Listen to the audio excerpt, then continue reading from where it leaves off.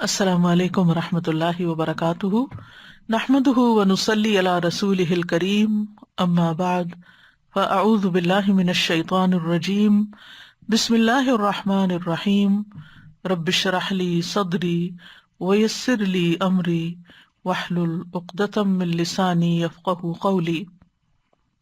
لو أنزلنا هذا القرآن على جبل لرأيته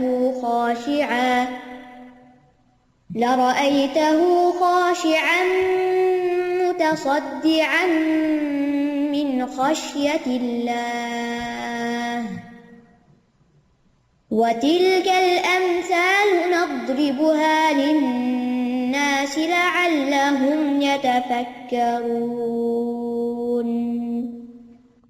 امثال القرآن پروگرام کے سلسلے میں آج ہم اہل ایمان کے اتحاد کی مثال کے بارے میں پڑھیں گے، جس کا ذکر سورۃ الصف کی آیت نمبر 4 میں ہوا ہے۔ ارشاد باری تعالیٰ ہے، إن الله يحب الذين يقاتلون في سبيله صفا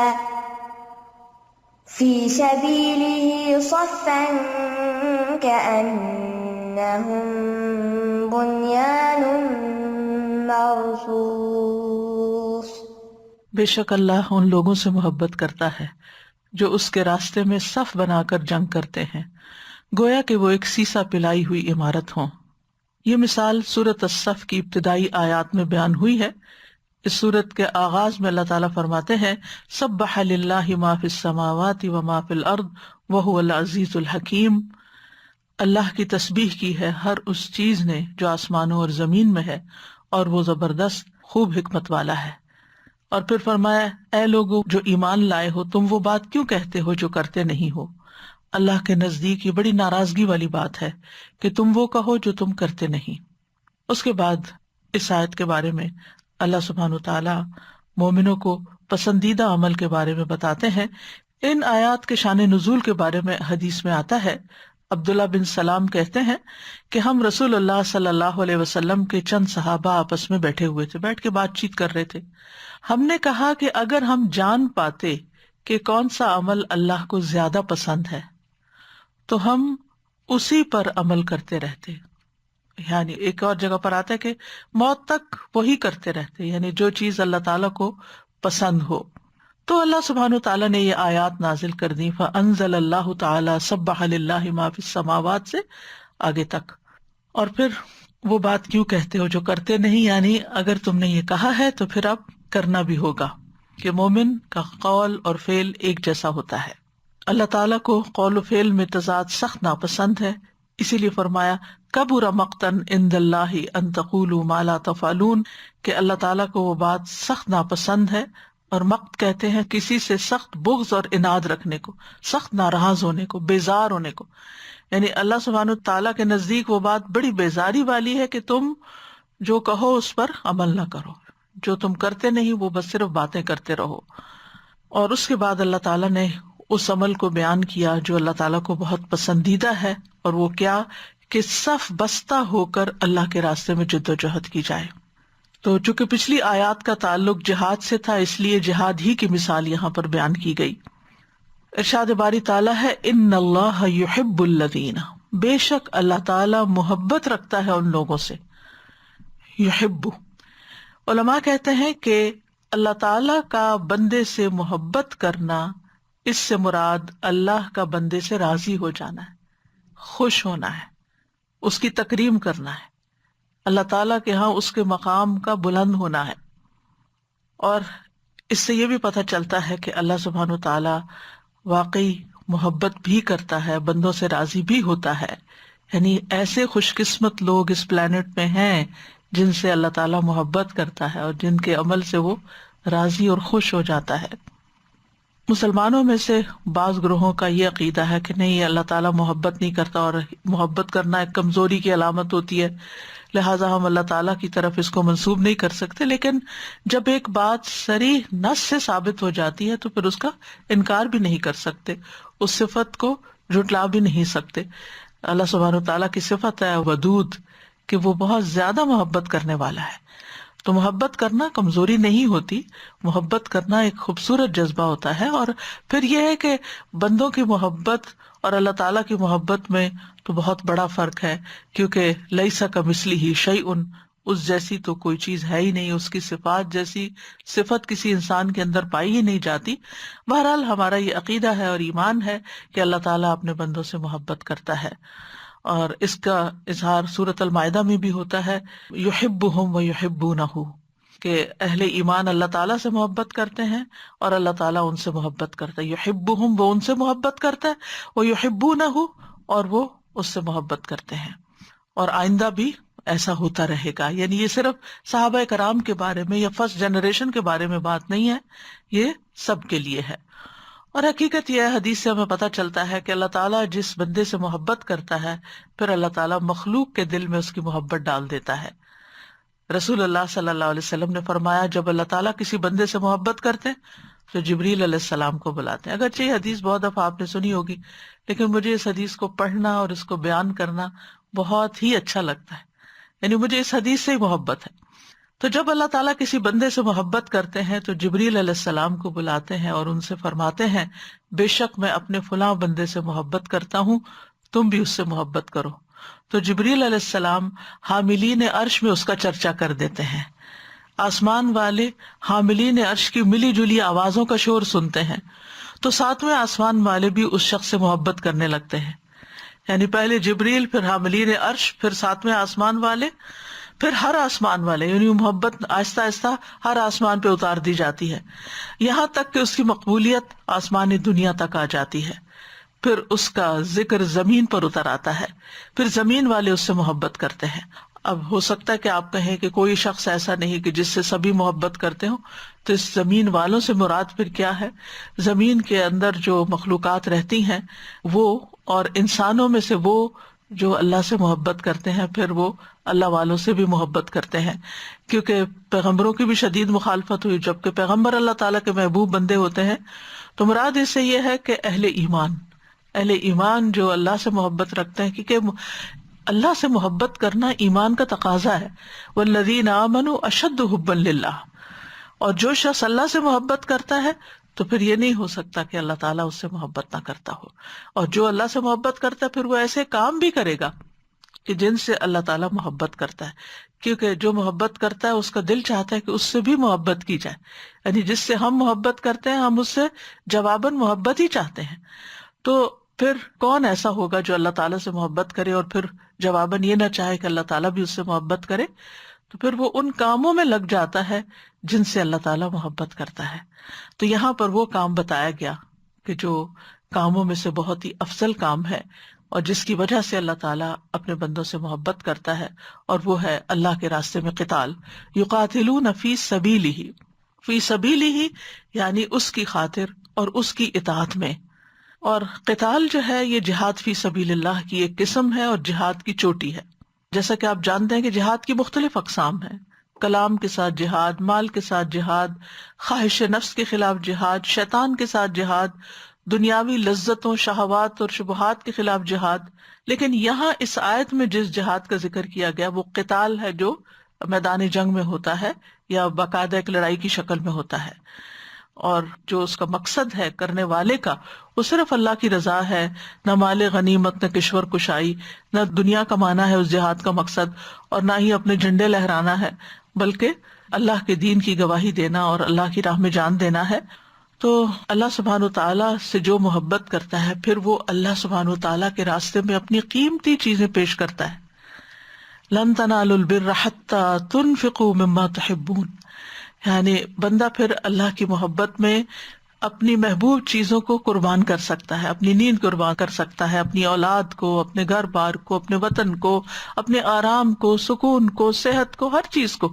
یعنی کوئی بھی چیز پھر اس کو اللہ سبحانہ تعالیٰ سے زیادہ پیاری نہیں ہوتی، حتیٰ کہ اس کو اپنی جان بھی نہیں پیاری ہوتی اللہ سے بڑھ کر، اور وہ جان دینے سے بھی نہیں کتراتا. جان دی ہوئی اسی کی تھی، حق تو یہ کہ حق ادا نہ ہوا. تو ابن قیم کہتے ہیں کہ بندہ اس وقت تک ان لوگوں کے مرتبے تک نہیں پہنچ سکتا جن سے اللہ محبت کرتا ہے جب تک وہ تلوار سے جہاد سے پہلے کچھ چیزوں سے جہاد نہ کر لے. یعنی صرف یہ نہیں کہ انسان ایک ہی جمپ میں آخری درجے تک پہنچ جائے، بلکہ اس سے پہلے جو چیزیں ہیں ان کو بھی کرنا ضروری ہے۔ اللہ تعالیٰ کا فرمان ہے وَالَّذِينَ جَاهَدُوا فِينَا لَنَهْدِيَنَّهُمْ سُبُلَنَا وَإِنَّ اللَّهَ لَمَعَ الْمُحْسِنِينَ، جو لوگ ہماری راہ میں جہاد کرتے ہیں، جد و جہد کرتے ہیں، ہم یقیناً انہیں اپنی راہیں دکھا دیتے ہیں، اور بلا شبہ اللہ یقیناً محسنین کے ساتھ ہوتا ہے۔ آج فقہ القلوب کے آتھر سے میری بات ہو رہی تھی، ایکچولی میرے واٹس ایپ کے اوپر آٹو ریپلائی جا رہا ہے تو وہ پریشان ہوئے، اور ان کے میسیجز آتے رہتے ہیں، انہیں نئی کتابیں آتی ہیں یا نئے ان کے لیکچرز آتے ہیں تو وہ انٹیمیشن دیتے رہتے ہیں۔ تو انہوں نے کہا کہ نہ میں انگریزی سمجھتا ہوں نہ میں اردو سمجھتا ہوں، تو آپ مجھ سے کیا چاہتی ہیں مجھے بتائیں۔ تو پھر خیر اتنی میں عربی میں کمیونیکیٹ کر لیتی ہوں، تو میں نے ان کو بتایا کہ یہ کچھ وجوہات کی بنا پر مجھے یہ میسج رکھنا پڑا ہے، تو اس میں آپ پریشان نہیں ہوں۔ پھر انہوں نے پوچھا کہ آپ کا کیا حال ہے اور کیا کام ہو رہا ہے، تو فقہ القلوب کے بارے میں بھی بات ہوئی، تو اس پہ انہوں نے ایک دو جملے بڑے اچھے بتائے۔ علم والے کی چند لمحوں کی صحبت بھی جو ہوتی ہے وہ جیسے موتی جھڑ رہے ہوتے ہیں، اور جو ہیروں کی تلاش میں انسان اور یک کوئی ایسی جگہ نظر آ جائے جہاں سے مل رہے ہوں۔ تو انہوں نے دو باتیں بڑی اہم کہیں، ان میں سے ایک بات تو میں نے شیئر بھی کی تھی آج گروپ میں، کورونا کی میں نے تھوڑی سی ذکر کیا۔ تو کہتے ہیں کہ علماء کہتے ہیں کہ جب تیز آندیاں آتی ہیں تو وہ بادلوں کو جمع بھی کر دیتی ہیں، اور پھر اس سے بارش برستی ہے، اور متفرق گروہ جو ہوتے ہیں وہ اکٹھے ہو جاتے ہیں۔ یعنی عسیٰ ان تکرہوا شیئا ویجعل اللہ فیہ خیرا کثیرا، کہ ایک چیز جس کو برا سمجھتے ہیں اس کے کئی اور فائدے بھی ہوتے ہیں، تو ہمیشہ پازیٹیو رہنا چاہیے، فائدوں پہ ہی نظر رکھنی چاہیے۔ دوسری بڑی اہم بات انہوں نے کہی، اور وہ یہی تھی کہ انسان کتابوں سے، انفارمیشن کے مختلف ذرائع سے علم حاصل کر سکتا ہے جس کو درایت کہتے ہیں، لیکن ہدایت صرف اس وقت ملتی ہے جب انسان والذین جاہدوا فینا محنت کرتا ہے، اٹموسٹ اسٹرگل کرتا ہے، کوشش کرتا ہے، لنہدینہم سبلنا، تو اس وقت ہدایت ملتی ہے۔ یعنی یہ ایک بہت بڑا جہاد ہوتا ہے، یہ بہت بڑی جد و جہد اور اٹموسٹ اسٹرگل ہوتی ہے کہ جس کی وجہ سے انسان کو صحیح رستہ ملتا ہے۔ یعنی صحیح رستہ پانے، اس رستے پہ چلنے، پھر منزل تک پہنچنے کے لیے انسان کو مشقت کرنی پڑتی ہے۔ یعنی اس کے لیے پھر اتنا کافی نہیں ہوتا کہ انسان کبھی کوئی کتاب اٹھا لے اور ادھر سے پڑھ لے، اور کبھی کوئی آرٹیکل پڑھ لے، اور کبھی کوئی کہیں سے ریسرچ اور کہیں گوگل سے کچھ نکال کے کوئی ادھر ادھر کی رینڈم چیزیں پڑھ لے، تو اس سے انسان بکھر بھی سکتا ہے، کیونکہ کہیں سے کچھ ملے گا کہیں کچھ، اور پھر ہر انسان کے اندر یہ صلاحیت نہیں ہوتی کہ مسائل کا استنباط کر سکے اور ساری چیزوں کو جمع کر کے اس سے کوئی مفید چیز نکال سکے۔ یہ چیز سخت محنت کے بعد ہی حاصل ہوتی ہے، جس کے لیے کتاب، استاد اور ایک تعلیم کا ماحول چاہیے۔ تو یہ چیز پھر انسان کو زندگی میں ایک ڈائریکشن دیتی ہے اور ایک جم کے کرنے کا کام۔ اسی لیے آپ دیکھیں کہ جو لوگ سیلف اسٹڈی کرتے کرتے علماء بن جاتے ہیں تو ان کی جو سوچیں ہوتی ہیں وہ عجیب بکھری سی ہوتی ہیں، لیکن وہ لوگ جو باقاعدہ علم کو حاصل کرتے ہیں، علماء کی صحبت میں بیٹھتے ہیں اور باقاعدہ اس کو سیکھتے ہیں، ان کی اپروچ مختلف ہوتی ہے۔ تو بہرحال یہاں پر جو بات ہو رہی ہے ابن قیم کے حوالے سے وہ یہی کہ بندہ ان لوگوں کے مرتبے تک نہیں پہنچ سکتا جن سے اللہ محبت کرتا ہے، اور وہ یہ یقاتلون فی سبیلہ سے پہلے کے بھی کچھ مراحل ہیں، اور ان میں سے سب سے پہلے تو ہدایت کے لیے جد و جہد ہے۔ ابن قیم کہتے ہیں پس اللہ سبحانہ وتعالیٰ نے ہدایت کو جہاد کے ساتھ معلق کیا ہے، اور لوگوں میں سب سے زیادہ ہدایت میں کامل وہ ہے جو سب سے زیادہ محنت کرنے والا ہے۔ اور پھر وہ کہتے ہیں کہ سب سے زیادہ جو جہاد فرض ہے وہ نفس کے خلاف جہاد ہے، ٹھیک ہے، ان النفس لامارۃ بالسوء، انسان سب سے جیت سکتا ہے لیکن اپنے سے ہار جاتا ہے، کیونکہ اپنی خواہشات کے آگے بند باندھنا، اپنے آپ کو کنٹرول کرنا، اپنے غصے کو کنٹرول کرنا، اپنے احساسات کو، یہ ایک بڑا مشکل کام ہوتا ہے۔ بعض اوقات آپ دیکھیے کہ انسان روب سے، دھونس دھاندلی سے، پریشر ڈال کے کسی سے کوئی کام نکلوا لیتا ہے اور وہ سمجھتا ہے کہ میں کامیاب ہوں، حالانکہ اگر دوسرا شخص سامنے والا صرف آپ کے پریشر کی وجہ سے کوئی کام کر رہا ہے تو آپ جیتے نہیں ہیں، یہ آپ کی ویکنس ہے، آپ ابھی بھی کمزور ہیں۔ جیتتا وہ ہے جو دلوں کو جیت لیتا ہے، اور جب لوگوں سے کام لیتا ہے تو اس طرح کہ وہ دل و جان لگا کر آپ کے ساتھ چلنے کو تیار ہو جائیں، کیونکہ جب تک لوگوں کے دل آپ کے ساتھ نہیں ہیں آپ کی ٹیم نہیں بن سکتی۔ یعنی اگر آپ دین کا کام کرنا چاہتے ہیں، یعنی فی سبیل ہی کوئی کام کرنا چاہتے ہیں اللہ کے راستے میں، تو پھر اس سے پہلے آپ کو اپنے نفس پر کنٹرول بہت زیادہ ضروری، کیونکہ بعض اوقات انسان عجب کا شکار ہوتا ہے کہ میں بڑی چیز ہوں، میری عقل بڑی ہے، میرا تجربہ بڑا وسیع ہے، میری ڈگریاں بہت بڑی ہیں، جو میں سوچ سکتا ہوں، جو میرا مشورہ ہوتا ہے وہ کسی کا نہیں ہو سکتا. یہ ساری انسان کی حماقتیں ہیں. وفوق کل ذی علم علیم، ہر علم والے کے اوپر ایک اور علم والا ہوتا ہے، ہر تجربے والے کے اوپر ایک اور تجربے والا ہوتا ہے. بعض لوگ اپنے آپ کو بہت اچھی طرح ایکسپریس کر لیتے ہیں، لیکن کچھ لوگ ہوتے ہیں وہ بہت کام کے ہوتے ہیں لیکن بہت ایکسپریسو نہیں ہوتے. تو ایسے لوگوں کو بھی پہچاننا، ان کو ساتھ لے کے چلنا. دیکھیں ساتھ اسی وقت چلتے ہیں نا کہ جب ایک جیسی رفتار ہو. جب ایک جیسی رفتار ہوتی ہے تو جو تیز چلنے والے ہوتے ہیں ان کو ذرا سا سلو ہونا پڑتا ہے، اور جو کمزور ہے ان کو ساتھ ملا کے چلنا پڑتا ہے اور قدم سے قدم ملا کے آگے بڑھنا پڑتا ہے. تو اس کے لیے پھر اپنے اندر کچھ چیزیں لانا بڑا ضروری ہے. اور ابن القیم کی بات جو ہے یہ بڑے کام کی بات ہے. پھر وہ کہتے ہیں کہ سب سے زیادہ جو جہاد فرض ہے وہ نفس کے خلاف جہاد، خواہشات کے خلاف جہاد، شیطان کے خلاف جہاد اور دنیا کے خلاف جہاد ہے. بس جو بھی اللہ کے لیے ان چار چیزوں سے جہاد کرے گا، اللہ تعالیٰ اس کو اپنی پسند کے راستوں کی طرف ہدایت دے گا جو اسے جنت تک پہنچا دے گا. اور جو جہاد کو ترک کر دے گا وہ اسی قدر ہدایت سے محروم ہوگا. جو اس محنت کو ترک کرے گا، یعنی یہ ساری جو اپنے ساتھ اور شیطان اور ان سب کے ساتھ اسٹرگل ہے، اتنا ہی ہدایت سے دور ہو جائے گا، محروم ہو جائے گا. جنید بغدادی کہتے ہیں جو لوگ ہماری خاطر اپنی خواہشات سے جہاد کرتے ہیں اور توبہ کرتے ہیں، ہم انہیں اخلاص کے راستوں کی طرف رہنمائی کرتے ہیں. اور کوئی شخص، کیونکہ یہ فی سبیلی کی بات آ رہی ہے نا، اور کوئی شخص اس وقت تک ظاہری دشمن سے جہاد پر قادر نہیں ہو سکتا جب تک وہ اس باطنی دشمن کے خلاف جہاد نہ کرے. تو جس کو اس دشمن پر مدد مل گئی اسے ظاہری دشمن پر بھی مدد حاصل ہو جائے گی، اور جسے اس دشمن نے مغلوب کر دیا اسے ظاہری دشمن بھی مغلوب کر دے گا. یعنی جو اپنے اندر کے نفس کے دشمن کو مغلوب نہیں کر سکا، کنٹرول نہیں کر سکا، اور جو شیطان کے مقابلے میں ہار گیا، وہ پھر چاہے تلوار اٹھا کے جنگ کر رہا ہے یا کہیں جا رہا ہے، وہ ٹیم کے ساتھ نہیں چل سکتا، وہ ساتھ نہیں مل سکتا، اور پھر کامیابی کا راستہ وہاں نہیں ملا کرتا. اور اللہ کے راستے میں نکلنا جو ہے بہرحال اللہ سبحانہ تعالیٰ کو بہت پسند ہے. ابو سعید خدری کہتے ہیں نبی صلی اللہ علیہ وسلم کے پاس ایک شخص آیا اور اس نے سوال کیا کہ لوگوں میں سے افضل کون ہے؟ آپ نے فرمایا وہ شخص جو اپنے مال اور اپنے نفس کے ساتھ اللہ کے راستے میں جہاد کرے، یعنی مال اور نفس دونوں کے ساتھ. مسند احمد کی روایت میں آتا ہے مجاہد وہ ہوتا ہے جو اللہ کی اطاعت کے معاملے میں اپنے نفس سے جہاد کرے، چاہے نماز پڑھنے کا معاملہ ہے، چاہے روزہ رکھنے کا معاملہ ہے، چاہے قتال کا معاملہ ہے، چاہے کوئی بھی ہے. یعنی سب سے پہلے تو اپنے اندر کے سرکش گھوڑے کو کنٹرول کرے.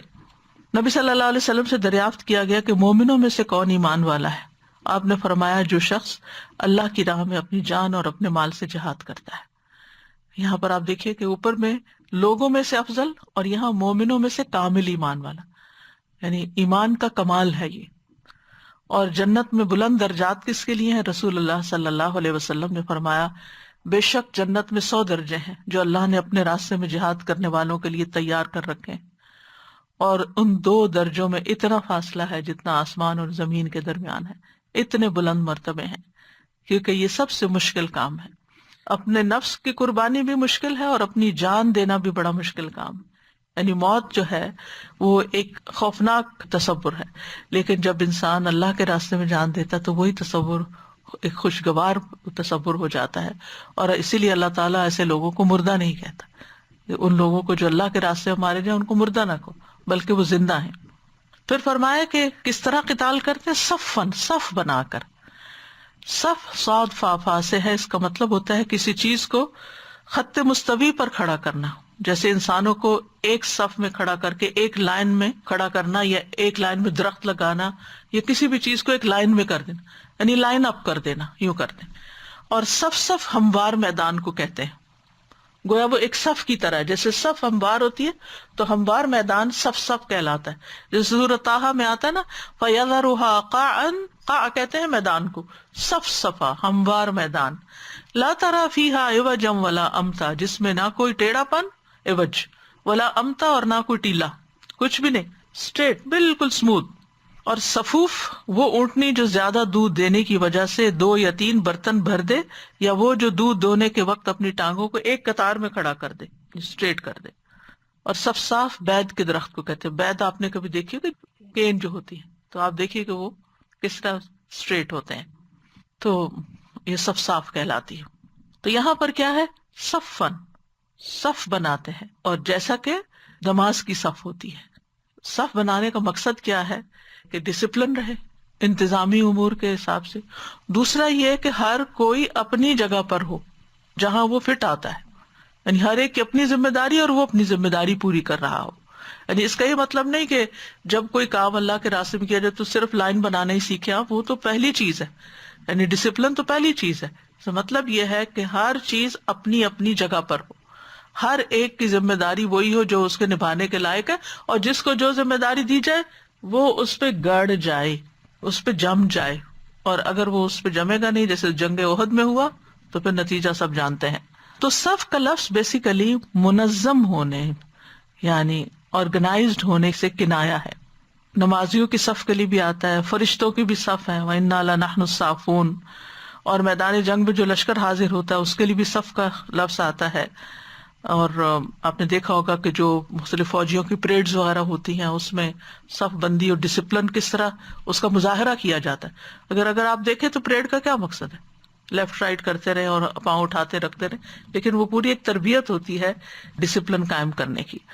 تو جنگ میں بھی جو مختلف اسٹریٹجیز اپنائی جاتی ہیں اور جو حرکات و سکنات ہوتی ہیں ان میں مختلف طریقے اختیار کیے جاتے ہیں، کبھی آگے بڑھا جاتا ہے، کبھی پیچھے ہٹا جاتا ہے۔ تو پھر یہ ہے کہ سارے ایک کمانڈر کو فالو کر رہے ہوتے ہیں، اور جیسے وہ کمانڈ دے رہا ہوتا ہے اس کے مطابق وہ ایکشن لے رہے ہوتے ہیں۔ ہر ایک اپنی اپنی مرضی نہیں شروع کر دیتا کہ میرے خیال ہے کہ یہ زیادہ بہتر ہے تو میں اس طرف نکل جاؤں۔ اور پھر مثال کس سے دی گئی؟ کأنہم بنیان مرصوص، صف بھی کیسی؟ جیسے سیسا پلائی ہوئی دیوار ہو۔ بنیان کا لفظ جو ہے یہ بنا یا اپنی بنا سے ہے، مراد ہے بنائی ہوئی عمارت، اور یہاں مراد دیوار ہے، اسی لیے دیوار سے ترجمہ کیا جاتا ہے۔ پیچھے ہم بنیان کا لفظ پڑھ چکے ہیں، تو بنیان عمارت کے لیے بیسیکلی استعمال ہوتا ہے، جس کو بنایا جاتا ہے، تعمیر کیا جاتا ہے۔ لیکن یہاں مراد کیا ہے؟ دیوار۔ اور آپ جانتے ہیں کہ دیوار کی جب تک ہر اینٹ اپنی اپنی جگہ نہ ہو اور آپس میں جڑی ہوئی نہ ہو تو دیوار قائم نہیں رہتی، وہ دیوار گر جائے گی، اور جس کی بنیادیں بھی مضبوط ہو۔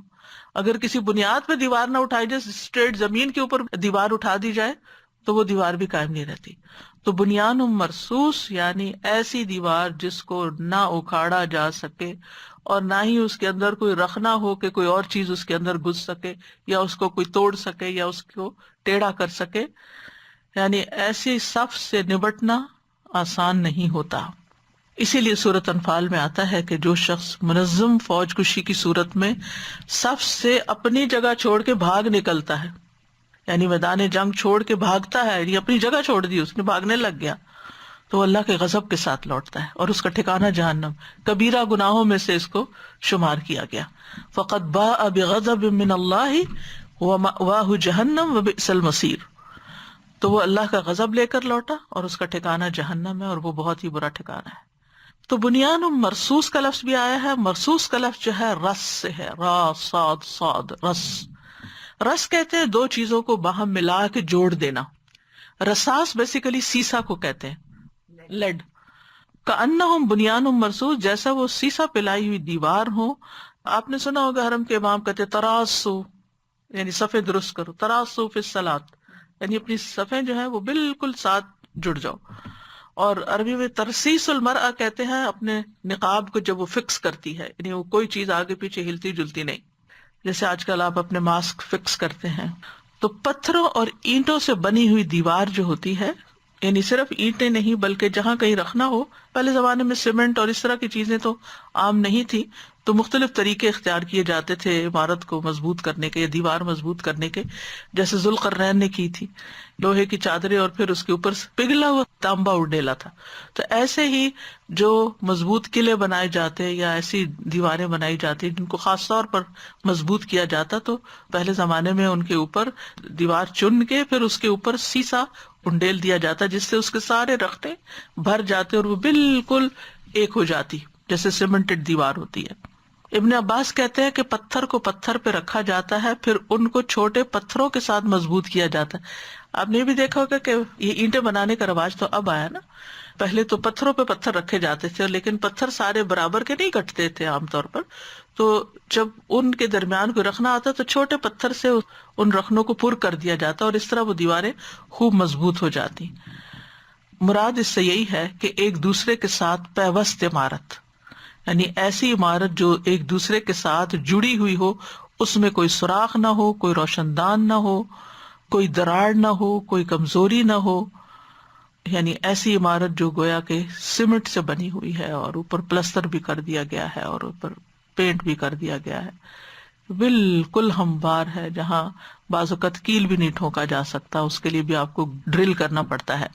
تو مثال کا مطلب کیا ہے؟ اس کا مطلب یہ ہے کہ اہل ایمان جب اللہ کے راستے میں نکلتے ہیں اور خصوصاً قتال کے لیے نکلتے ہیں تو وہ منظم شکل میں نکلتے ہیں، ایک دوسرے کو تقویت دینے والے ہوتے ہیں، ایک دوسرے کے ساتھ موافقت کرنے والے ہوتے ہیں اور ثابت قدمی اختیار کرتے ہیں، کیونکہ جیسے مضبوط دیوار جمی ہوئی ہوتی ہے نا، اس کو گرایا نہیں جا سکتا، تو اہل ایمان بھی پوری ثابت قدمی اختیار کرتے ہیں۔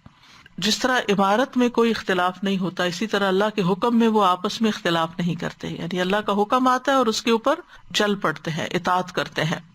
اور ایسی دیوار بننے کے لیے کچھ ضروری صفات بھی چاہیے ہوتی ہیں۔ نمبر 1 یہ کہ عقیدہ اور مقصد میں کامل اتفاق، کہ کیوں کر رہے ہیں کوئی کام۔ اب یہاں پر آپ دیکھیے کہ کوئی بھی آپ ٹیم ورک کرتے ہیں کسی بھی پروجیکٹ کے لیے، اپنی روزمرہ زندگی پہ آ جائیے، ٹھیک ہے نا، خاندانی زندگی سے شروع کر لیتے ہیں۔ ایک گھر ہے، مثلا بعض اوقات یہ ہوتا ہے کہ گھر کے سارے افراد اپنی اپنی جگہ بڑے اچھے ہوتے ہیں، لیکن ان میں آپس میں کوئی کمیونیکیشن، ایک ڈرائی سا ماحول ہوتا ہے۔ شاید آپ نے دیکھا ہی ہو کئی ایسے گھرانے، فیملیز، یا ان کو آپس میں اس طرح شکایت ہوتی ہے، سبھی بڑے متقی پرہیزگار ہیں، نمازی ہیں، صدقہ خیرات کرنے والے ہیں، حج عمرے کرنے والے ہیں، اللہ کے راستے میں دینے والے، سب کچھ ہے، سارے ہی کر رہے ہیں، مگر آپس میں بکھرے ہوئے، کٹھے نہیں۔ اس گھر کے اندر خوشی نہیں ہوتی، اس کے اندر محبت نہیں ہوتی، وہ مل کے کوئی بڑے کام نہیں کر سکتے۔ جب اتفاق نہیں ہوتا تو پھر آپ اسٹرینتھ نہیں بنتے، جب اسٹرینتھ نہیں بنتے تو پھر آپ بڑا کام نہیں کر سکتے۔ چھوٹے چھوٹے کام تو آپ کر لیں گے، اکیلا انسان جتنی اس کی اہمیت ہوتی ہے، چھوٹی چھوٹی ٹولیاں، لیکن بڑا کام کرنے کے لیے بڑی طاقت چاہیے ہوتی ہے، اور اس کے لیے نہایت ضروری ہے کہ سب سے پہلی چیز سب کا ویژن ایک ہو، سب کا مقصد ایک ہو، اور عقیدہ اور مقصد کا اتفاق یہ سب کو متحد کرتا ہے، ایک لڑی میں پروتا ہے۔ اور ہمارا عقیدہ کیا ہے؟ لا الہ الا اللہ، اور پھر جو کام کرنا ہے اللہ کی خاطر کرنا ہے، کسی پر احسان نہیں۔ اور اگر کوئی اس رستے میں تکلیف پہنچتی ہے، کوئی قربانی کرنی ہوتی ہے، چاہے وہ نفس کی قربانی ہو، اپنی عزت کی ہو، اپنی کسی چیز کی، اس میں انسان کسی پر بھی احسان نہیں جتاتا، کیونکہ اس کو پتا ہے وہ کیوں کر رہا ہے، وہ قربانی بھی دے رہا ہے تو کیوں دے رہا ہے۔ دوسری بات یہ ہے کہ انسان نیت کے اعتبار سے بھی کھوٹ سے پاک ہو، اور اپنے ساتھیوں کے لیے بھی مخلص ہو، ان پر اعتماد کرنے والا ہو، ٹرسٹ، یہ ایک دوسرے کو قریب لے آتا ہے۔ یعنی جب تک ایک دوسرے کے خلوص پر اعتماد نہ ہو کہ یہ بھی بہت مخلص انسان ہے، یہ بھی خیر چاہتا ہے، تو ورنہ کیا ہوگا اگر اس نے کوئی آپ کی مرضی کے خلاف اوپینین دے دیا اپنا، تو آپ تو بپھر جائیں گے کہ یہ کیسے ہو سکتا کہ تم یہ بات کہو اور میں تو کچھ اور سوچ رہا ہوں، اور میں یہ کرنا چاہتا ہوں اور تم کچھ اور، لڑائی جھگڑا شروع ہو جائے گا۔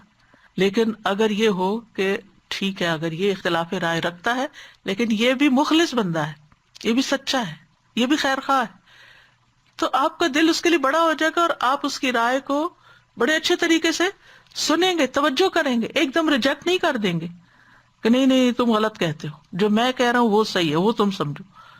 یعنی یہ جو خواہش ہوتی ہے نا کہ دوسروں کو اپنی مرضی کے مطابق کنٹرول کر کے ان کو اپنے جیسا بنانا، کہ میرے جیسے بن جائے سب، یا میری مرضی کے مطابق بن جائیں، یہ بڑا خطرناک کام ہوتا ہے، اس سے کبھی انسان کو بڑے کام نہیں کر سکتا۔ ہمیشہ آپ دیکھیے کہ جب اینٹیں رکھی جاتی ہیں نا، تو وہ اینٹیں ایسے نہیں ہوتا کہ اینٹ کے اوپر اینٹ ہو، آپ دیکھیں گے کہ آدھی ادھر اور آدھی ادھر، یعنی ایک خاص قسم کا ڈیزائن بنتا ہے اینٹیں رکھتے، تب وہ اینٹیں مضبوط ہوتی۔ اگر ساری اینٹیں ایک دوسرے کے اوپر، تو بیچ کی تو عین دیوار میں دراڑ آئے گی۔ سب اینٹیں ایک جیسی نہیں ہوتی، کچھ کو ٹوٹنا پڑتا ہے، کچھ آدھی ہوتی ہیں، کچھ پوری ہوتی ہیں۔ تو ایسی ٹیم میں کچھ افراد بہت قابل ہوتے ہیں اور کچھ کمزور بھی ہوتے ہیں، لیکن ان کے اخلاص پر شک نہیں ہونا چاہیے. اور پھر یہ کہ عام کاموں میں بھی جو ٹیم ورک ہوتا ہے اس میں بھی یہ پھوٹ جو ہوتی ہے خراب نتائج لاتی ہے، لیکن جنگ جیسا موقع اور قتال جیسا موقع، وہاں پر اگر کسی کے اندر نفاق ہے یا کچھ، تو وہ تو اس کا بھانڈا پھوڑ کے رکھ دے گا، کیونکہ یہ تو مشکل کام ہے نا.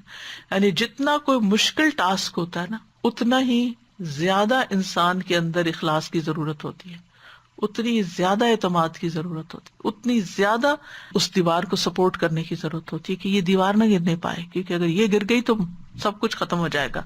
پھر یہ ہے کہ اخلاق کا بلند معیار ہونا چاہیے. جب تک ٹیم کے اندر اخلاق نہیں، جب تک دلوں میں محبت نہیں، جب تک ایک دوسرے کا احترام نہیں، تو پھر آپس میں تصادم ہی تصادم ہوگا، فساد ہی فساد ہوگا.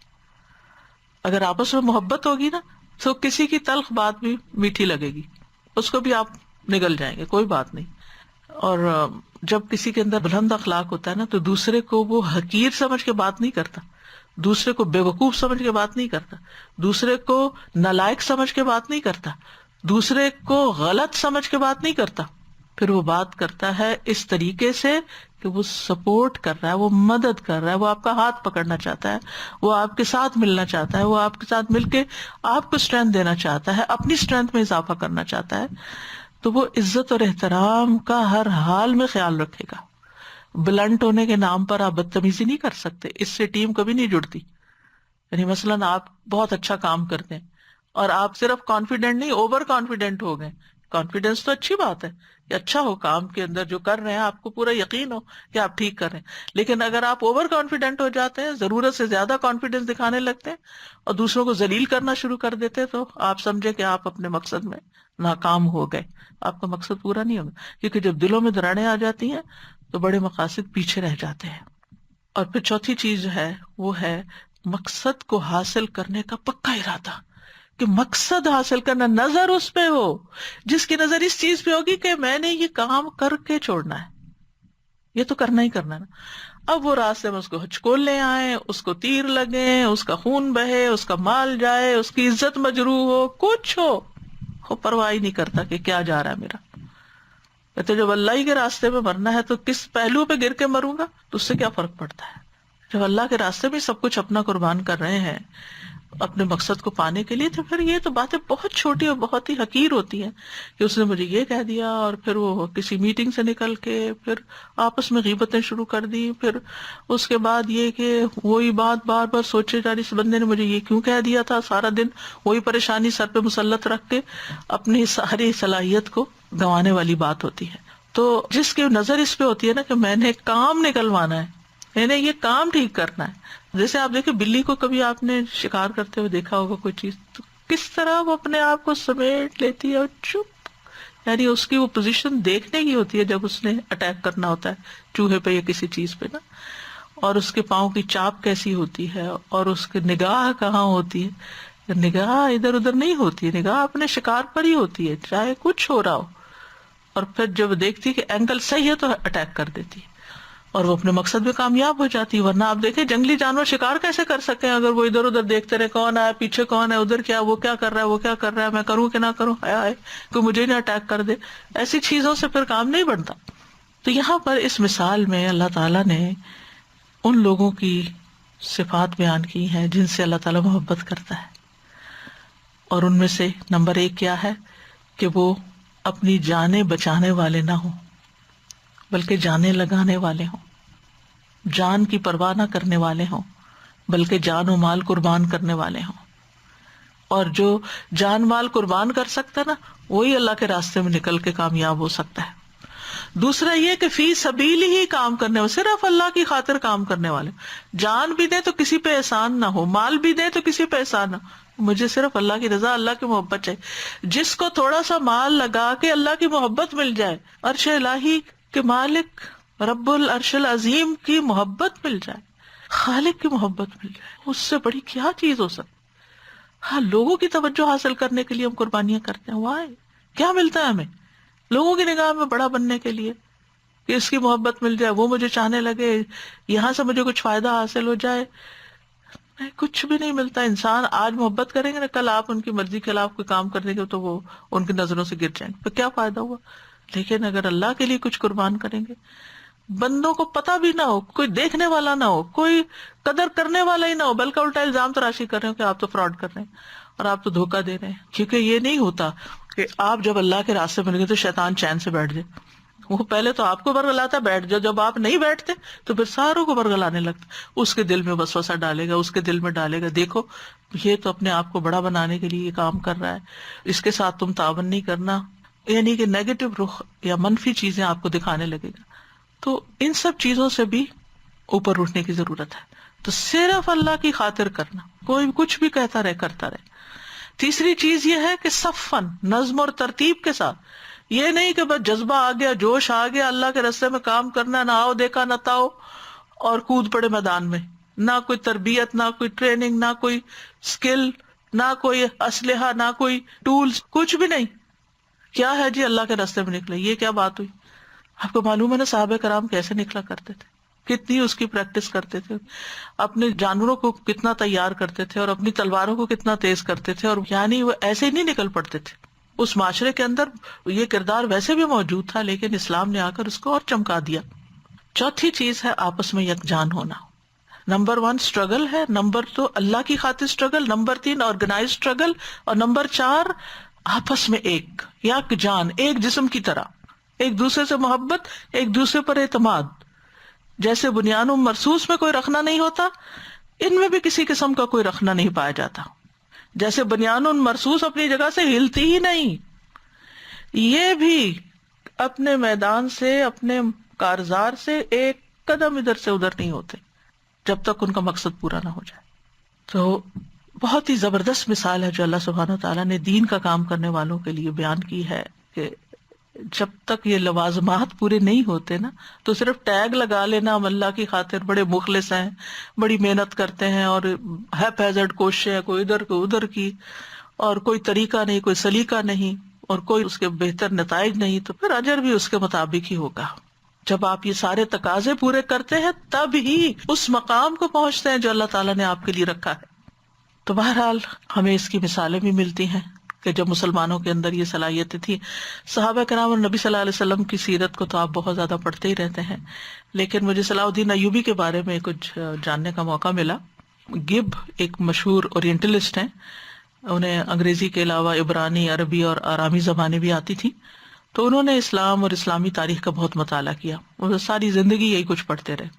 بہت اسٹانچ کرسچن تھے، لیکن انہیں خاص طور پر صلاح الدین ایوبی سے بہت دلچسپی تھی.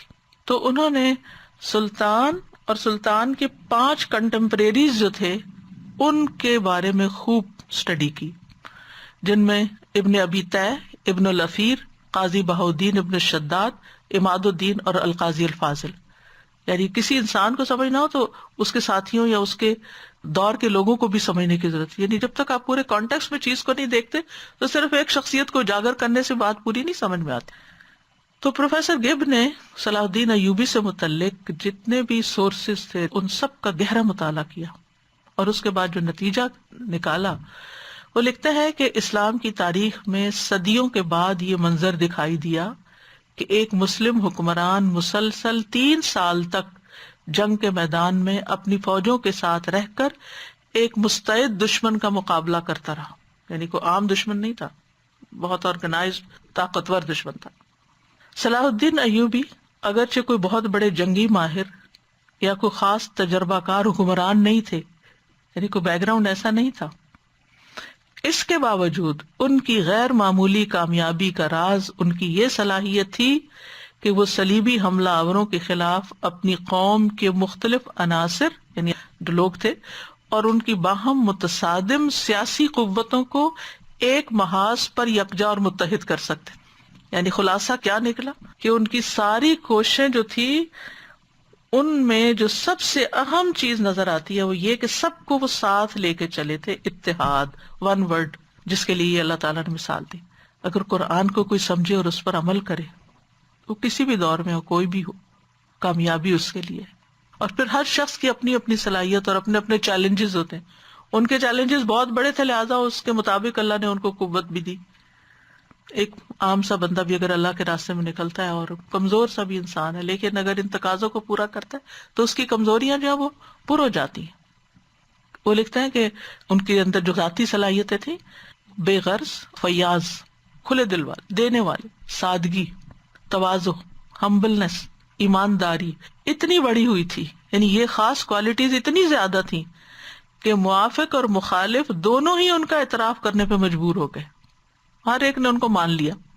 ان کی یہی خصوصیت تھی جنہوں نے اس کو اس قابل بنایا کہ وہ مسلمانوں کی مختلف قوتوں کو ساتھ لے کر، مختلف قوتوں کو، اور یاد رکھیے جتنے مختلف طرح کے لوگ ہوتے ہیں نا ٹیم میں، اتنی ٹیم زیادہ مضبوط ہوتی ہے اگر ان کے اندر باہم اتفاق ہو.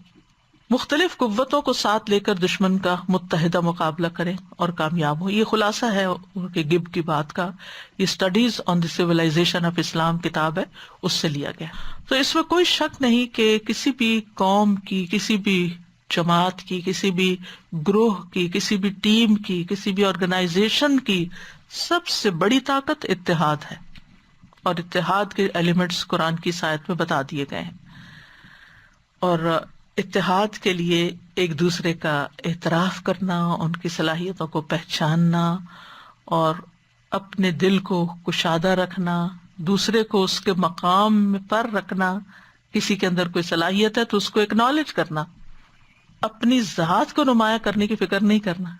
کیونکہ جب کسی ٹیم کے اندر یہ آ جاتا ہے اس کا لیڈر یا کوئی ادنا بھی کارکن اپنے آپ کو نمایاں کرنا شروع کر دینا کہ میں یہ ہوں، میں نے یہ کیا، میں نے وہ بتایا، بس پھر آپ سمجھے کہ کام خراب ہے. تو اپنے آپ کو دوسروں کے قریب لے جانا ہوگا، ان کا اعتماد جیتنا ہوگا. مگر اکثر لوگ الٹا کام کرتے ہیں، وہ دوسروں کو اپنے قریب لانے کی کوشش کرتے، دوسروں کو اپنے طریقے پہ لانے کی کوشش کرتے، جس کے نتیجے میں وہ دراڑ کبھی ملتی ہی نہیں.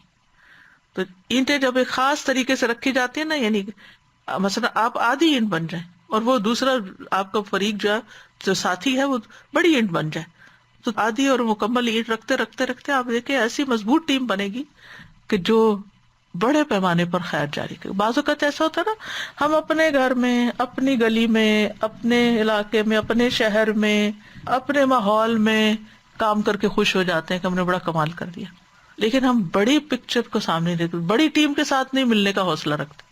تو ایک ہے کنویں کا مینڈک، اور ایک ہے دریا میں تیرنے والا، اور ایک ہے سمندر میں، اوشن میں جانے والا. برابر کیسے ہو سکتے؟ ویل مچھلی تو آپ کنویں کے اندر نہیں ڈال سکتے، نہ وہ دریا میں ہوتی ہے، تو گہرے سمندروں میں ہوتی ہے. تو اگر آپ نے بڑا کام کرنا ہے اور اوشنز میں اترنا ہے تو اس کے لیے پھر آپ کے اندر اسٹرینتھ بھی ہونی چاہیے، اور اس کے لیے کوشش بھی، کیونکہ دنیا آخرت کمانے کی جگہ ہے نا. تو اگر ہم نے یہاں بس جو کر رہے ہیں جتنا کا بھائی اتنا ہی میں راضی ہوں، کافی ہے، مجھے نہیں اس میں پڑھنا کہ میں اب لوگوں کو سمجھاؤں اور ان کی باتیں برداشت کروں، اور میں بیٹھ کے اکیلے جائے نماز پہ اللہ اللہ کرتی ہوں، میرے لیے بس اتنی نیکی کافی ہے. ٹھیک ہے، کافی ہے تو اتنا ہی سمجھتے ہیں تو ٹھیک ہے، لیکن دنیا میں دوبارہ تو نہیں آنا آپ نے کہ اتنی نیکی کر کے آپ راضی ہو جائیں اور کہیں میری جنت پکی ہو گئی. لا الہ الا اللہ پڑھنے پہ بھی جنت مل جاتی ہے. لیکن جس جنت میں آپ نے ہمیشہ رہنا ہے اس کے بلند درجوں کی تمنا کریں، اعلی الفردوس کی تمنا کریں، اور اس کے لیے بڑے پیمانے پہ کوششیں کریں جتنی اللہ نے آپ کو توفیق دی ہے اور جتنی آپ کر سکتے ہیں. اللہ نے آپ کے اندر کوئی خاص صلاحیت رکھی تو وہ اس لیے نہیں کہ آپ سستی کے مارے اس کو ضائع کر دیں، وہ اس لیے کہ آپ اس کو مزید بڑھائیں، یعنی ایک متحرک مشین بنے. کیونکہ جو لوگ متحرک نہیں ہوتے، جن کے اندر سیلف موٹیویشن نہیں ہوتی، جو لوگ برداشت کا مادہ نہیں اپنے اندر رکھتے، وہ کبھی دوسروں کے ساتھ مل کے کام نہیں کر سکتے. اور یہ بھی یاد رکھیے کہ جب دوسروں کے ساتھ مل کے کام کرتے ہیں نا، اختلاف ضروری ہوتا ہے. یہ کبھی نہیں ہوتا کہ اختلاف نہ ہو، اور شکایت بھی ہو جاتی ہے، خواہ انفرادی طور پر کتنے ہی اچھے ہوں، لیکن شیطان وسوسے ڈال ہی دیتا ہے. تو ایسی صورت میں اس اختلاف کو اگنور کرتے ہوئے دوسرے کے لیے جھک جانا، اس کا ہاتھ پکڑ لینا، اس کو ساتھ لے چلنا، اپنے جذبات کو اپنے سینے کے اندر کہیں دفن کر دینا، ان کو ایک ٹوکری میں ڈال دینا ہے، بعد میں دیکھیں گے ان کو، ابھی تو مقصد پہ نظر ہے. تو یہ ساری چیزیں جب ہوں گی تبھی آپ زیادہ لوگوں کے ساتھ مل کے کام کر سکیں گے. اور سب سے پہلے تو پھر اپنے ہی خاندان کے اندر اور اپنے گھر کے اندر آپ دیکھیں ہر روز کوئی نہ کوئی صورتحال پیش آ جاتی ہے. کئی بچوں سے اختلاف ہو جاتا ہے چھوٹی چھوٹی چیزوں پہ، یہ پلیٹ یہاں کیوں رکھ دی، یہ فلاں چیز وہاں کیوں رکھ دی، ابھی تک نماز تم نے نہیں پڑھی، کتنی چیزیں ہوتی ہیں، لیکن وہاں پھر کیوں مل جل کے رہتے ہیں؟ کہ محبت غالب آ جاتی ہے نا، جو ہماری محبت ہوتی ہے نا وہ ہمارے اختلاف کے اوپر چھا جاتی ہے، ہم پھر اکٹھے ہو جاتے ہیں، پھر کھانے کے میز پہ اکٹھے بیٹھ جاتے ہیں، پھر ایک دوسرے سے بات چیت شروع کرتے ہیں، ہم ایک دوسرے سے الگ رہ نہیں سکتے، یعنی ہم ناراض ہوتے بھی ہیں تو پھر ہمارے اوپر بوجھ بن جاتی ہے وہ ناراضگی، پھر ہم دل چاہتے ہیں جلدی سے نکلے اس سے باہر۔ تو خاندانی زندگی میں اگر محبت ہمیں جوڑ لیتی ہے، اور جن ہسبینڈ وائف کے اندر محبت ہوتی ہے ان کے بھی اختلاف ہوتے ہیں لیکن پھر وہ جڑ جاتے ہیں، تو ایسے ہی دین کے کام کے لیے جب آپ نکلیں تو محبتیں آپ کو جوڑیں گی، وہ محبت پیدا کریں، اور آپ کو معلوم ہے کتنا بڑا اجر ہے اللہ کی خاطر محبت کرنے کا، وہ بہن بھائیوں سے محبت کا یا بچوں سے محبت کا اتنا بڑا اجر نہیں ہے جتنا اللہ کی خاطر دوستوں سے محبت کا اجر ہے۔ عرش کے سائے تلے ہوں گے اور انبیاء شہداء ان پہ رش کر رہے ہوں گے اور وہ نور کے ممبروں پر ہوں گے، کیا کیا خوشخبریاں ہیں، اللہ ان سے محبت کرتا ہے ایسے لوگ، وہ کس لیے کہ ان کی یہ محبت غالب آ جاتی ہے ان کے اختلافات پر، اور ایک دوسرے سے مس انڈرسٹینڈنگ کے باوجود بھی وہ جھک جاتے ہیں اور اپنی محبت کا ہاتھ آگے بڑھاتے ہیں اور گلے لگا لیتے ہیں اور اختلافات کو بھول جاتے ہیں۔ آپ نے دیکھا ہوگا کہ جاپانی قوم کے کام کرنے کا جو طریقہ ہے، یعنی ایک چیز جو کسی اور ملک میں کئی مہینوں میں بنتی ہے وہ چند ہفتوں میں بنا لیتے ہیں، یعنی جو سالوں میں بنتی ہے وہ مہینوں میں بنا لیتے ہیں۔ اسی طرح چائنیز کو آپ دیکھیں، یعنی دنیاوی ترقی کے اعتبار سے بھی ان قوموں کے اگر مزاج کو آپ پڑھیں، میں نے ایک دفعہ چائنیز پہ خاص طور پر کچھ چیزیں پڑھی تھی، تو جو کامن فیکٹر نظر آتا ہے وہ ہے گروپ ہارمنی، آپس میں ایک دوسرے کو ساتھ لے کے چلنے کا اور مل جل کے کام کرنے کا جو ہے، یعنی یہ ان کا ایک ڈسٹنکٹیو فیچر ہے یا ان کی قوم کا ایک شعار ہے، جس کی وجہ سے ان کے کام کے اندر جو ہے وہ بہت ہی خوبصورتی بھی آتی ہے، اور دنیا میں ایک چھوٹے چھوٹے جاپان تو دیکھنے میں بہت چھوٹی جگہ ہے نا، لیکن بحیثیت قوم ایک بہت بڑی قوم بن گئی ہے، اور وہ ان کے آپس کے اتحاد کی وجہ سے، یعنی کہ اختلاف نہیں ہوتا ہوگا لیکن اتحاد وہی اتحاد ہوتا ہے جو اختلاف کے باوجود ہوتا ہے۔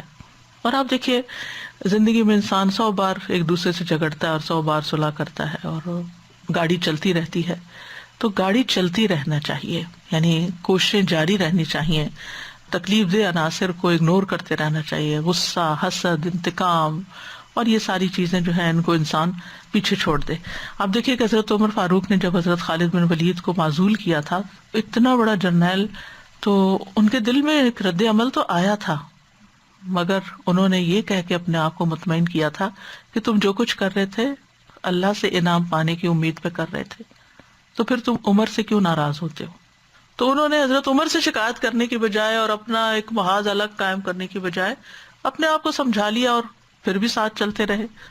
تو آپ دیکھیے کہ اتحاد اسی وقت ٹوٹتا ہے جب ہم دوسروں کے مقابلے میں اپنے آپ کو زیادہ اہمیت دیتے ہیں، یا اپنے گریوینسز کے اوپر کنٹرول نہیں کر پاتے، یا دوسرے لوگوں کو دیکھ کے کہ وہ آگے بڑھ رہے ہیں ہمارے اندر حسد پیدا ہو جاتا ہے۔ تو ہر چیز کی ایک قیمت ہوتی ہے نا، اس اتحاد کی بھی ایک قیمت ہے، اور اس کو قائم کرنے کے لیے اپنے آپ سے لڑنے کی ضرورت ہوتی ہے، اپنے آپ کو سمجھانے کی ضرورت ہوتی ہے۔ دوسروں کی غلطیوں کو ہم بہت ہائی لائٹ کر سکتے ہیں لیکن اس کا نتیجہ کچھ بھی نہیں نکلتا، وہ بندہ اور دور ہوتا جاتا ہے، لیکن پھر انسان واپس مقصد پہ آ جائے، پھر انسان اپنے آپ کو تھوڑا جھکا لے اور پھر آگے بڑھ جائے۔ ہمیں اصل میں ایک دوسرے کو سمجھنے کی بڑی ضرورت ہوتی ہے، ہر شخص کے اندر کچھ اسٹرینتھس ہوتی، کچھ ویکنیسز ہوتی، اگر ہمیں سمجھ آ جائے، جو مائیں اپنے بچوں کی کمزوریاں سمجھ جاتی ہیں نا، کہ اس کو میں نے یہ کہا تو اس کا ریئیکشن یہ ہوگا، تو اس کی بجائے یہ روٹ لینے کے بجائے مجھے یہ لینا ہے کیونکہ مجھے کام نکلوانا ہے، اس سے اس کو پڑھانا ہے، اس سے ہوم ورک کروانا ہے، اس سے یہ ٹارگٹ میٹ کروانا ہے، تو پھر وہ یہ نہیں کہ صرف بلیم کرتی رہے، تم یہ بھی نہیں کرتے، تم دیر سے اٹھتے ہو، تم چلے جاتے ہو، تم کھیلتے ہو، یہ باتیں بیکار ہیں، ان باتوں سے کچھ حاصل نہیں ہونا۔ ریورس لگانا پڑے گا کہ یار کہ وہ سیکھنا پڑے گا کون سی ایسی چیز ہے کہ جس سے اس کو آگے بڑھایا جائے، نہ کہ صرف بلیم کیا جائے۔ تو ہم اہل ایمان کا رشتہ تو ویسے بھی ہر مومن کا رشتہ دوسرے مومن سے بنیان کی طرح، جیسے حدیث میں آتا ہے نا، المؤمن للمؤمن کالبنیان یشد بعضہ بعضا ثم شبک بین اصابعہ، ایک مومن دوسرے مومن کے لیے اس عمارت کی طرح جس کا ایک حصہ دوسرے کو مضبوط کرتا ہے، پھر آپ نے اپنے دونوں ہاتھوں کی انگلیوں کو ایک دوسرے میں داخل کر دیا۔ تو اہل ایمان جو ہے وہ ایک دوسرے کو کمپلیٹ کرتے ہیں، یہ کہنا چاہیے ایک دوسرے کو کمپلیمنٹ کرتے ہیں، ایک دوسرے کی کمزوریوں کو دور کرنے کا باعث بنتے ہیں، ایک دوسرے کو اسٹرینتھن کرتے ہیں، جیسے ہر اینٹ دوسری اینٹ کو مضبوط کرتی ہے۔ اور دوسرا یہ کہ آرگنائزیشن اور پھر ڈسپلن اور صف بندی اور ہر چیز کو اس کی جگہ پہ رکھنا اور مختلف لوگوں کے جو رولز ہیں ان کو ڈیفائن کرنا اور ان کو بھی ان رولز کا پتہ ہونا اور پھر ان کو اپنی جگہ پر قائم رہنا، اس کا فالو اپ کرنا، یہ سارا کچھ بہت ضروری ہے۔ اب دیکھیے فرشتوں کے بارے میں بھی آتا ہے کہ انا لنحن الصافون والصافات صفا، فرشتوں کی صفت بیان کی گئی، اور پھر یہ کہ جنگوں میں وہ جب شریک ہوئے مسلمانوں کے ساتھ جیسے غزوہ بدر میں، تو حدیث میں آتا ہے حضرت علی کہتے ہیں کہ مجھے اور ابو بکر رضی اللہ عنہ کو غزوہ بدر کے موقع پہ بتایا گیا کہ آپ میں سے ایک کے ساتھ جبریل، دوسرے کے ساتھ میکائیل اور اسرافیل بھی ایک عظیم فرشتہ ہیں جو جنگ میں شامل ہوتے ہیں یا جو صف میں شامل ہوتے ہیں، وہ بھی صفوں میں آتے ہیں، صف میں شریک ہوتے ہیں، یعنی کہ انہوں نے وہ اپنا کوئی الگ گروپ بنا لیا۔ قیامت کے دن بھی لوگ صفوں میں آئیں گے، اہل جنت کی 120 صفیں ہوں گی جن میں سے 80 صفیں امت محمد صلی اللہ علیہ وسلم کی ہوں گی۔ پھر اسی طرح یہ ہے کہ رسول اللہ صلی اللہ علیہ وسلم نے فرمایا تم میں سے کسی کا جہاد کی صف میں کھڑے ہونا 60 سال کی نماز سے بہتر ہے، یعنی اپنی جگہ پر قائم رہنا۔ اور سب سے افضل شہید وہ ہے کہ جو پہلی صف میں دشمن کا مقابلہ کرتا ہو، پیچھے کو متوجہ نہیں ہوتا یہاں تک کہ شہید ہو جائے، یعنی یہ نہیں کہ اب وہ اس کے اوپر بار آنے لگا تو بھگدڑ مچا دے یا بھاگ نکلے۔ یہی وہ لوگ ہیں جو جنت کے اعلیٰ بالوں خانوں میں ہوں گے، ان پر ان کا رب مسکرائے گا، اور یقیناً جب رب کسی پہ ہنس دیتا ہے تو اس کا کوئی حساب نہیں ہوتا۔ پھر اسی طرح نبی صلی اللہ علیہ وسلم نماز کے لیے 5 نمازیں جماعت کے ساتھ مردوں کے لیے 5 دفعہ صف بندی، تیر کی طرح آپ ان کو سیدھا کرتے تھے۔ اور نماز کی خوبصورتی کا انحصار بھی، نماز کا حسن جو ہے وہ صفوں پر ہے۔ اور پھر یہ کہ صف ملانے کے لیے جو قدم اٹھایا جاتا ہے، حدیث میں آتا ہے رسول اللہ صلی اللہ علیہ وسلم نے فرمایا اس قدم سے زیادہ کسی قدم پر اجر نہیں جو صف کے شگاف کو پر کرنے کے لیے اٹھایا جاتا ہے۔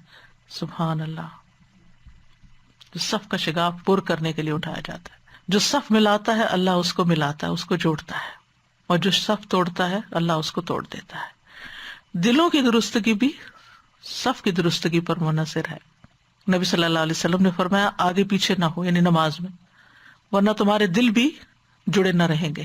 یعنی اگر کام یا عبادت کرتے ہوئے تمہارے اندر ڈسپلن نہیں تو پھر باقی زندگی میں یہ ڈسپلن قائم نہیں ہو سکتا۔ اور میں شیطان کو دیکھتا ہوں کہ خالی جگہوں میں سے تمہاری صفوں میں گھس آتا ہے۔ پھر آپ دیکھیں سورۃ النور کا اگر آپ مطالعہ کریں تو جو بارش برستی ہے اس کے لیے بادلوں کا اکٹھا ہونا بڑا ضروری ہوتا ہے۔ سورۃ نور کی 43 آیت میں الم تر ان اللہ یزجی سحابا ثم یؤلف بینہ، تو بادل کیسے ہوتے ہیں؟ نرم ہوتے ہیں، ہو ہلکا یا آرام ہے تو بریشم کی طرح نرم، تو وہ نرم ہوتے ہیں اور ایک دوسرے کے اندر ضم ہو جاتے ہیں، کٹھے ہو جاتے ہیں۔ تو اس سے یہ پتہ چلتا ہے کہ نرمی بہت ضروری ہے، اتحاد کے لیے نرمی بھی بہت ضروری ہے۔ پھر اسی طرح یہ کہ یہ بھی یاد رکھنا چاہیے کہ ٹیم میں ہر فرد ایک جیسا نہیں ہوتا۔ سورۃ النور کی آیت نمبر 45 میں آتا ہے اللہ نے ہر چلنے والے جاندار کو ایک قسم کے پانی سے پیدا کیا، کوئی پیٹ پہ چلتا ہے، کوئی 2 پاؤں پہ، کوئی 4 پہ، یعنی ہر ایک کی چال مختلف ہوتی ہے۔ لہٰذا اس بات کی رعایت رکھنی چاہیے کہ ہم ہر ایک سے ایک طرح کی ایکسپیکٹیشن نہ رکھیں۔ پھر تفرقے کی ممانعت کی گئی ہے، وَاعْتَصِمُوا بِحَبْلِ اللَّهِ جَمِيعًا وَلَا تَفَرَّقُوا، آپس کے اختلاف کی ممانعت ہے۔ نبی صلی اللہ علیہ وسلم نے جب حضرت معاذ اور ابو موسیٰ کو یمن بھیجا تو فرمایا لوگوں کے لیے آسانی پیدا کرنا، انہیں سختیوں میں مبتلا نہ کرنا، خوش رکھنا، نفرت نہ دلانا، اور تم دونوں آپس میں اتفاق رکھنا جو لیڈرز ہیں، اختلاف پیدا نہ کرنا۔ پھر جماعت سے جڑے رہنے کا حکم دیا گیا کہ تفرقے سے بچے۔ فرمایا جماعت رحمت ہے اور فرقہ بندی عذاب ہے، جماعت پر اللہ کا ہاتھ ہے، سنن نسائی کی روایت میں آتا ہے۔ اچھے نتائج حاصل کرنے کے لیے اجتماعیت کی بڑی ضرورت ہوتی ہے، اور آپس کے جھگڑوں سے بچنے کی اور ایک دوسرے سے دور دور رہنے کی ممانعت ہے۔ قرآن و سنت سے ہٹنا اختلافات کا سبب بن جاتا ہے۔ جب رائے مختلف ہو تو اللہ اور اس کے رسول کے فیصلے کے مطابق اکٹھے ہو جائیں۔ آپس کے ایمانی رشتے کو نہ بھولیں، یہ بڑا قیمتی رشتہ ہوتا ہے اور اس رشتے کو قائم رکھنا بڑا ضروری ہے۔ انما المؤمنون اخوہ رحماء بینہم اذلۃ علی المؤمنین۔ جنتی 3 قسم کے لوگ ہیں، رجل رحیم رقیق القلب، جو مہربان شخص ہے اور نرم دل ہے. لکل ذی قربی والمسلم، رشتہ داروں کے لیے بھی اور ہر مسلمان کے لیے ایک جسم کی طرح کہ ایک حصے کو تکلیف ہو تو اس کو بھی تکلیف ہوتی ہے. پھر آپس میں محبت کرتے ہیں، ایک دوسرے کے حقوق ادا کرتے ہیں، ایک دوسرے سے احسان کا برتاؤ کرتے ہیں، ایک دوسرے کے لیے آئینہ ہوتے ہیں، ایک دوسرے کے خیر خواہ ہوتے ہیں. اور دین نام ہی خیر خواہی کا ہے. ایک دوسرے پہ فخر نہیں کرتے، دوسروں کی مدد کے لیے آگے بڑھتے ہیں، دوسروں کی ضروریات پوری کرنے کے لیے بھاگ دوڑ کرتے ہیں، کمزوروں کو سہارا دیتے ہیں، اپنی ضرورت پر دوسروں کی ضرورت کو ترجیح دیتے ہیں، ایک دوسرے کی خبرگیری کرتے رہتے ہیں کہ کس حال میں ہے کوئی. جو اپنے لیے پسند کرتے ہیں وہی دوسرے کے لیے پسند کرتے ہیں. پیٹھ پیچھے حفاظت کرنے والے تھے، غیبت، چغلی، بہتان، ان چیزوں سے بچتے ہیں. آپس میں لڑائی ہو جائے تو صلح کرواتے ہیں، اکٹھا کرتے ہیں، مل کر رہتے ہیں، صبر سے کام لیتے ہیں، ایک دوسرے سے درگزر کرتے ہیں، دوسروں کے بارے میں اچھا گمان کرتے ہیں، امر بالمعروف اور نہی عن المنکر کرتے ہیں، ایک دوسرے کو حق اور صبر کی تلقین کرتے ہیں، نصیحت کرتے ہیں یعنی خیر خواہی کرتے ہیں، برے کاموں سے روکتے ہیں، آپس میں مشورے سے کام کرتے ہیں، اجتماعی زندگی کے اصول و قواعد کا لحاظ رکھتے ہیں، امیر کی اطاعت کرتے ہیں، دوسروں کو اپنے شر سے محفوظ رکھتے ہیں.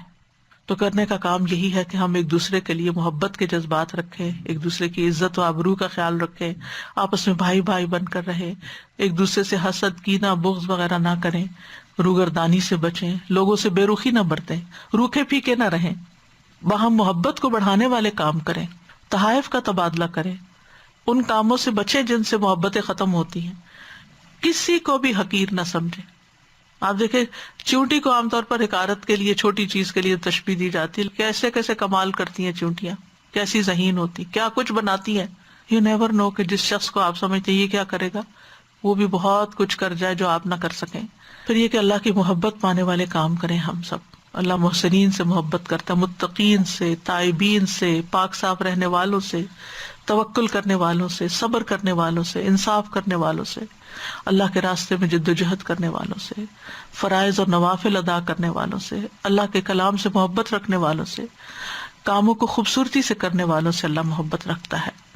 تو ہمیں بلند کام کرنے کے لیے بلند اخلاق اختیار کرنا ہے، سخاوت کرنا ہے، اللہ کی خاطر بندوں سے محبت کرنا ہے، لین دین میں نرمی، معاملوں میں نرمی، اور ہمیشہ دوسروں کے لیے فائدہ مند بننا. احب الناس الی اللہ تعالی انفعهم للناس.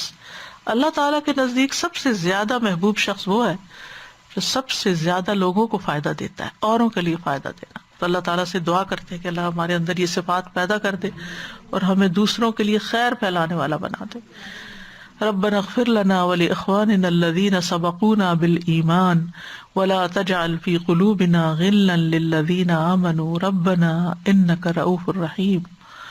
اللهم الف بين قلوبنا واصلح ذات بيننا واهدنا سبل السلام ونجنا من الظلمات الى النور وجنبنا الفواحش ما ظهر منها وما بطن وبارك لنا في اسماعنا وابصارنا وقلوبنا وازواجنا وذرياتنا وتب علينا انك انت التواب الرحيم وجعلنا شاكرين لنعمتك مثنين بها قابليها واتمها علينا. اللهم إني أسألك فعل الخيرات وترك المنكرات وحب المساكين وأن تغفر لي وترحمني وإذا أردت فتنة في قوم فتوفني غير مفتون. أسألك حبك وحب من يحبك وحب عمل يقربني إلى حبك. ربنا آتنا في الدنيا حسنة وفي الآخرة حسنة وقنا عذاب النار. ربنا هب لنا من ازواجنا وذرياتنا قرة اعين واجعلنا للمتقين اماما. ربنا تقبل منا انك انت السميع العليم وتب علينا انك انت التواب الرحيم. وصلى الله تعالى على خير خلقه محمد وعلى آله وأصحابه وأهل بيته أجمعين برحمتك يا أرحم الراحمين. إلهي آمين. لو أنزلنا هذا القرآن على جبل لرأيته خاشعا متصدعا من خشية الله وتلك الأمثال نضربها للناس لعلهم يتفكرون. سادہ جی سبحان اللہ، اتنا حسن اتفاق ہے کہ ابھی پچھلے پورے ہفتے میرے ہسبینڈ کی جو ہے ٹریننگ چل رہی تھی، تو وہ گھر پہ ان کی ٹریننگ ہو رہی تھی، تو وہ ورک سے واپس آنے کے بعد اپنا کمپیوٹر کھول کے بیٹھتے اور وہ پوری ٹیم ہوتی، اور ٹریننگ کا جو ٹاپک تھا وہ ایگزیکٹلی یہی تھا.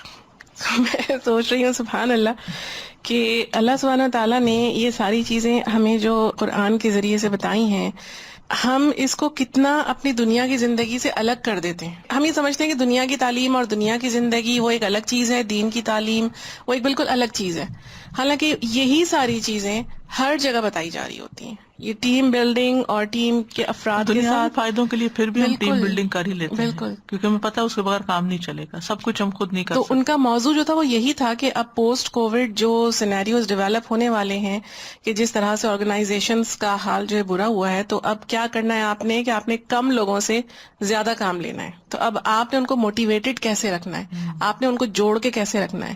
تو سبحان اللہ یہی سارے اصول جو ہے وہ جو ٹرینر تھیں وہ یہی بتا رہی تھیں، اور میں I'm like simply amazed. آج صبح ہی بات ہو رہی تھی، ہم بات کر رہے تھے پیداوار کی کہ کس طرح سے پودے لگائے جاتے. تو کسی نے کہا کہ میں نے کھیرا لگانے کی اتنی کوشش کی ہے اور وہ کھیرا نہیں لگتا. تو کسی اور نے ساتھ بیٹھے ہوئے انہوں نے کہا کہ انہوں نے مشورہ دیا کہ جب تک 2 پودے اکٹھے نہیں لگیں گے کھیرا نہیں اگے گا. سبحان تو اسی طرح میں نے کہا کہ میری امی کیونکہ بہت زیادہ ان کو گارڈننگ کا شوق ہے، تو وہ ہمیشہ کہتی تھیں کہ جو کیلا پودا ہے وہ سوکھ جاتا ہے جب تک آپ اس کے ساتھ کوئی اور پودے نہ رکھیں.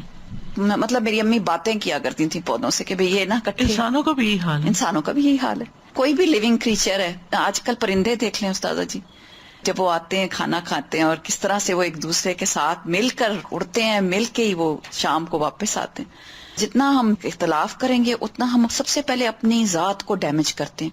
ہمیں سب سے پہلے ہماری اپنی جو ابیلٹیز ہیں، ہمارے اسکلز ہیں، وہ سب سے زیادہ ڈیمیج ہوتے ہیں.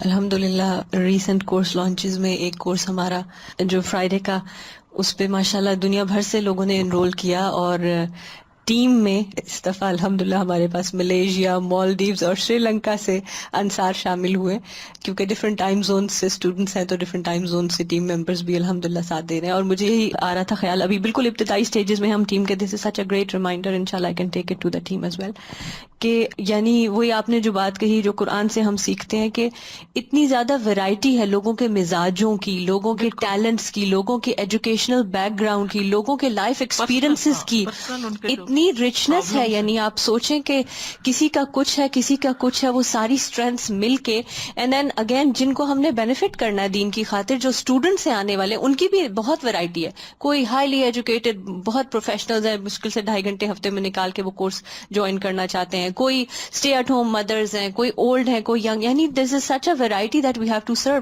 اور دین کے کام میں اسی طرح ہی ہوتا ہے، خاص طور پہ کہ ہمیں نہیں پتا کہ الحمدللہ دین سیکھنے آنے والے کس کس بیک گراؤنڈ کے. بعض اوقات الحمدللہ ریسنٹلی انٹرویوز میں اتنے انٹرسٹنگ لوگوں سے واسطہ پڑا انٹرویو کے تھرو بھی، کہ یہ جانا کہ یہ اس کورس میں انہوں نے اپلائی کیا کیوں ہے، ان کی بیک گراؤنڈ کیا ہے، انہوں نے دنیا میں کیا کیا کیا ہوا ہے، بہت بڑے بڑے کام. اور ان کو اب انہوں نے کہا کہ ہاں ہمیں خیال آیا اس چیز سے، اس شخص سے ملنے کے بعد اس چیز سے میں انسپائر ہوئی اور اب میں قرآن کورس کرنا چاہتی ہوں یا میں حدیث کورس کرنا چاہتی ہوں.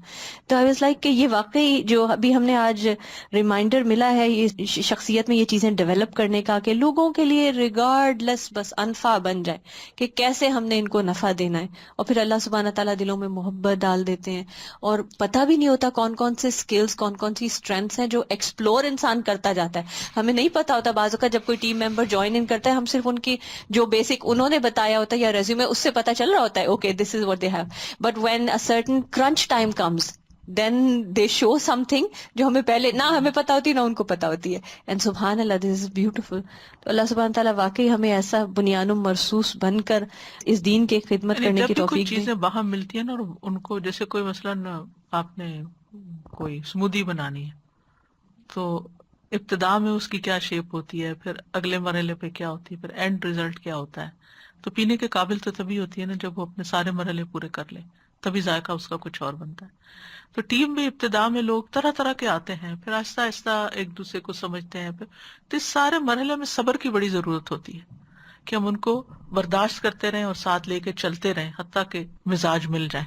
سادہ وہ جو آپ نے سب سے پہلی بات عقیدہ کی، اور وہ جو تھا نا کہ ایک گول پہ سب متفق ہوں. مجھے کبھی بھی وہ اگزامپل نہیں بھولتی کہ ہم حج کے ٹائم پہ گئے ہوئے تھے اور ایلیویٹر میں اتنا ہر کوئی جو انٹر ہونا چاہ رہا تھا اور رش تھا، اور ایک پرسن کوئی جان بوجھ کے بس آ ہی گئے تھے. تو سب کے ایک دل میں ایک پریشانی تھی کہ کیوں مطلب کر کے، اور وہ ایک ساتھ میں تھے ہمارے، اللہ تعالیٰ ان کو جزائے خیر دے، انہوں نے سورہ حجرات والی آیت پڑھی تھی کہ یا ایھا الناس، کہ اللہ تعالیٰ نے تم سب کو مختلف جگہوں سے اور رنگوں اور اس سے لیکن ایک اس میں پیدا کیا. اور وہ پڑھ کے مجھے ایسا لگا جیسے میرا دل جیسے اتنا خوش ہو گیا، ساری کلفت اور ساری جو بیزارگی سب دور ہو گئی. میں نے اس وقت سوچا، اس وقت مجھے پاور آف قرآن سمجھ آئی کہ اگر ہم قرآن اور حدیث پہ متفق ہیں، اٹ ڈزنٹ میٹر کہ ہمارے ایتھنیسٹیز کیا ہیں، اٹ ڈزنٹ میٹر ہماری لینگویجز کیا ہیں، what binds us and what brings us together. پھر سب نکل گیا، ایک محبت سی آ گئی، اتنا پیارا ایک احساس آ گیا. تو اس وقت مجھے بڑا احساس ہو کہ عربی لرن کرنا اور قرآن و حدیث سے جڑنا بہت ضروری ہے. سبحان اللہ. اور استاذہ آپ کا بہت جزاک اللہ خیرن کثیرا، کیونکہ آپ کی وجہ سے ہمیں سچی بات ہے، ہمیں صرف اللہ کی توفیق ہے، ورنہ الحمدللہ رب العالمین. سبحانک اللہم و بحمدک، اشہد ان لا الہ الا انت، استغفرک و اتوب الیک. السلام علیکم و رحمۃ اللہ وبرکاتہ.